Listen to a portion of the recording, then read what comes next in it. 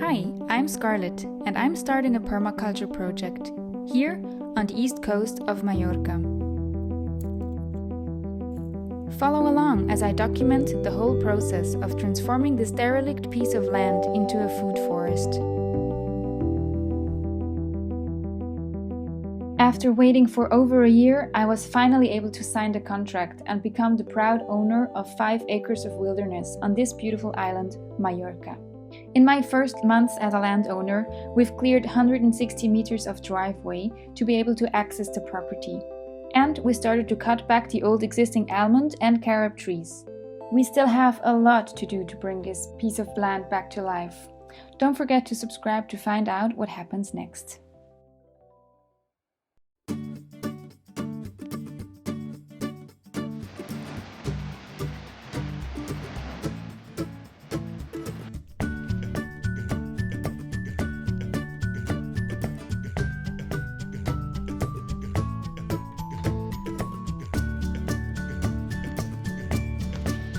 Good morning.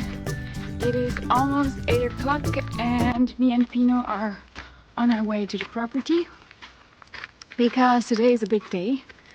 In preparation for our food forest, I decided to hire help from a guy with heavy machinery to clean up one part of the property. That's the place where we're actually going to start syntropic farming. I will talk more about the systems in another video. And yeah, maybe some of my permaculture friends might wonder why, because one of the permaculture principles is to work with small and simple solutions. And also, since our goal is to restore, ¿qué pasa? And also, since our goal is to restore the soil, of course, using heavy machinery is not the best idea, and it wouldn't definitely have been my first choice. But since we've been working in this area for the last months, it kind of became very clear that we need to do something a bit more aggressive, because this plot just hasn't been worked on for, I don't know, about 7 to 10 years, and the bushes, they're just too established already, and we can't dig them all out by hand. And the goal of this whole project is to have a big diversity of plants, and right now all we have on our property is about 5 different trees in total, and of course they always have an advantage since they're hardier than the plants we're gonna introduce. So I'm super excited and a bit nervous because, yeah, I don't want them to damage any of the trees, obviously, and I don't know this guy very well. We've just met once, and also I'm a bit late, so I'm gonna get going and let's see what we can change in a day.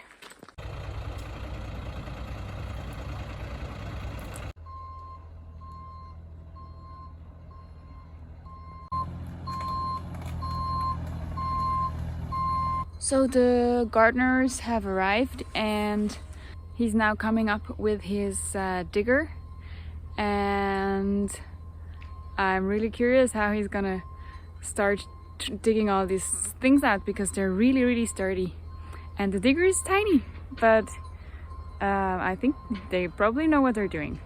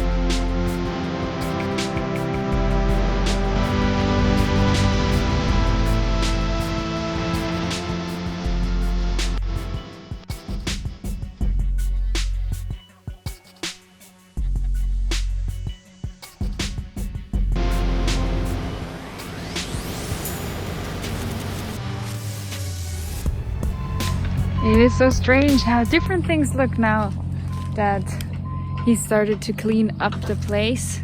For instance, this pile of rocks I've never seen before. I have no idea where that was, like hidden behind some bushes, and I've never seen the trunk of this tree before. So it's gonna be a completely different place in the end.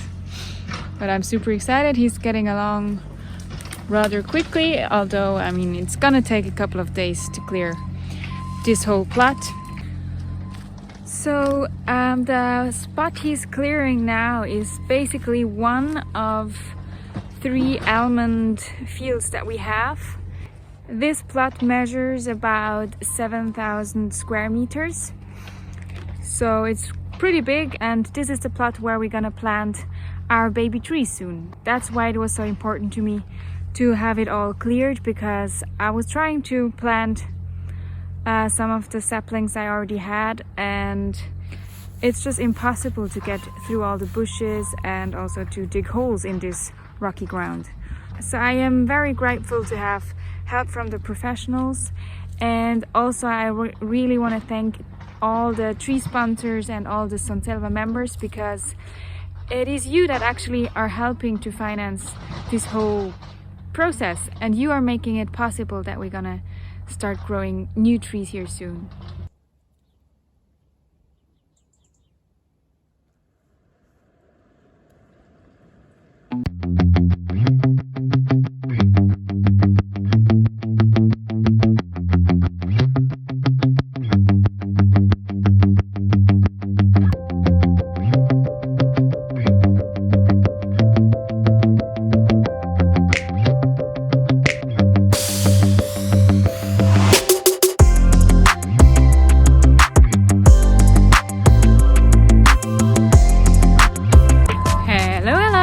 It's the next day and the digger is already at work since early in the morning.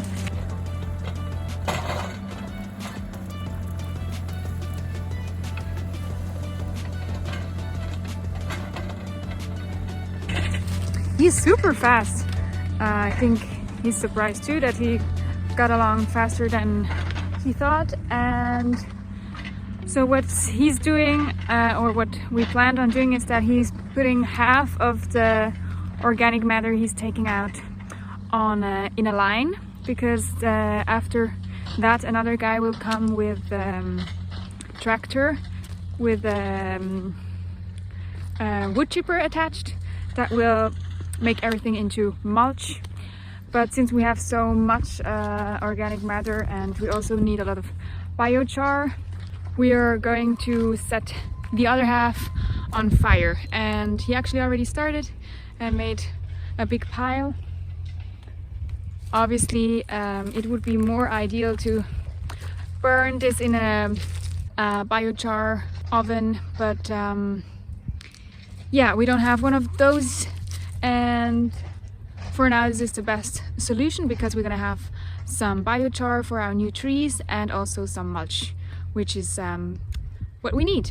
So today we're gonna set some stuff on fire. I'm so happy how fast this is all going, because of course time is money, and we can save some more to buy more trees or whatever.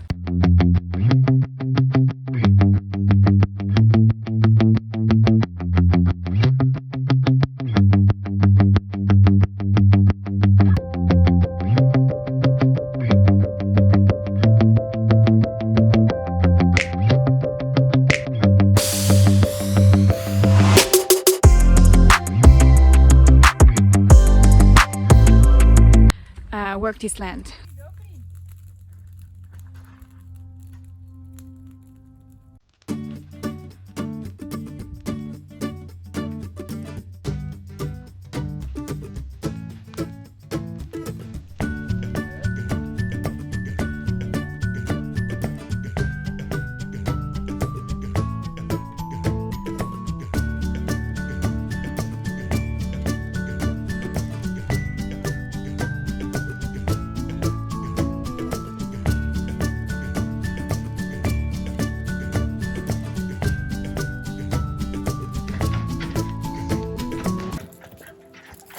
Okay. I thought I caught a quiet moment. It's kind of hard since now we're 6 of us here.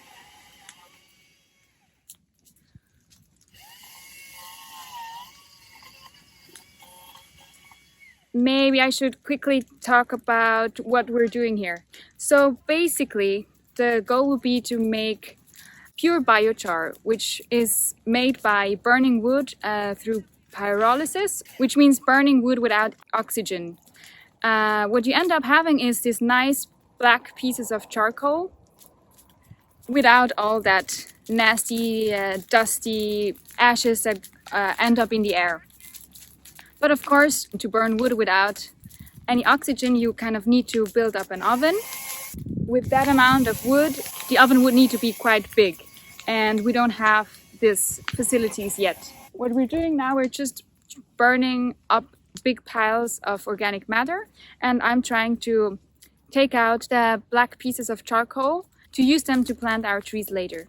I must say, burning wood is obviously much more fun than chopping them up, but we're gonna need both. We're gonna need biochar at the roots of the trees, which will help to capture nutrients and also create habitat for microorganisms. And then we're gonna have mulch, which will protect the trees and the roots from the sun in the summer.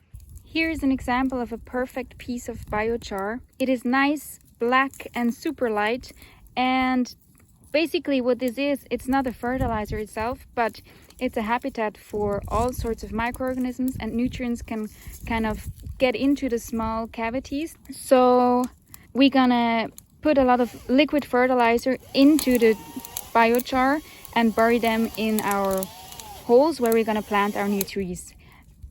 So the microorganisms and the nutrients from the liquid fertilizer then will stay in here basically forever.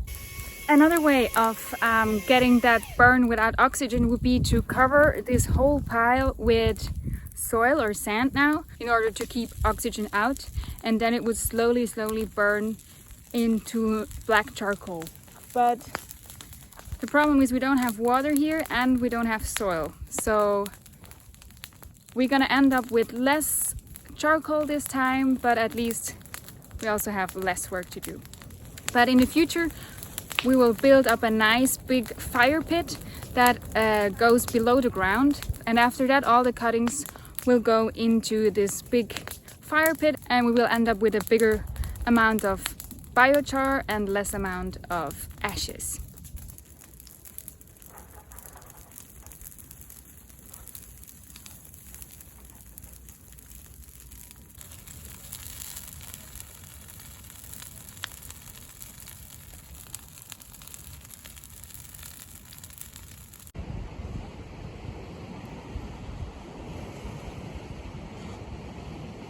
Good morning.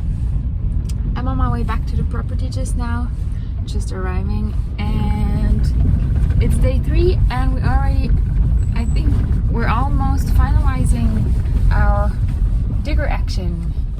He's already here. Very good. Let's see.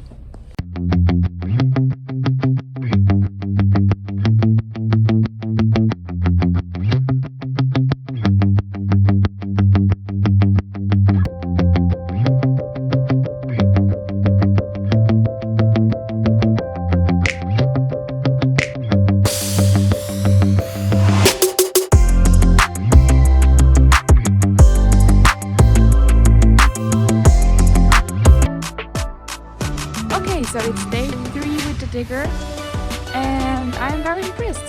He actually is almost done with all the big bushes. He's been pulling out, and small trees. We did struggle a bit yesterday with the other fire because, as I said, we don't have any water, and to get nice biochar you would need to cool them down before they become ashes, and we only have our jugs of water, and it wasn't enough water by far, so we ended up having more ashes than anything else. I brought a little bit more water today, but there's only so much my car can drive up this bumpy road, so I hope I have enough. Now I think what we're trying to do is to make smaller fires, but try to control them a bit more and take out the charcoals as soon as they're ready, and just try to smack them out with a shovel.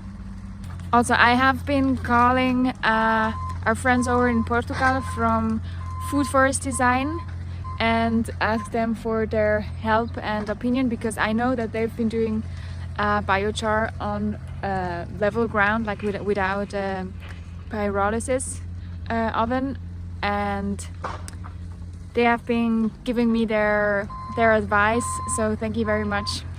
And it's always a pleasure to see how this network is so well connected, and that everybody actually is offering their help to restore this planet.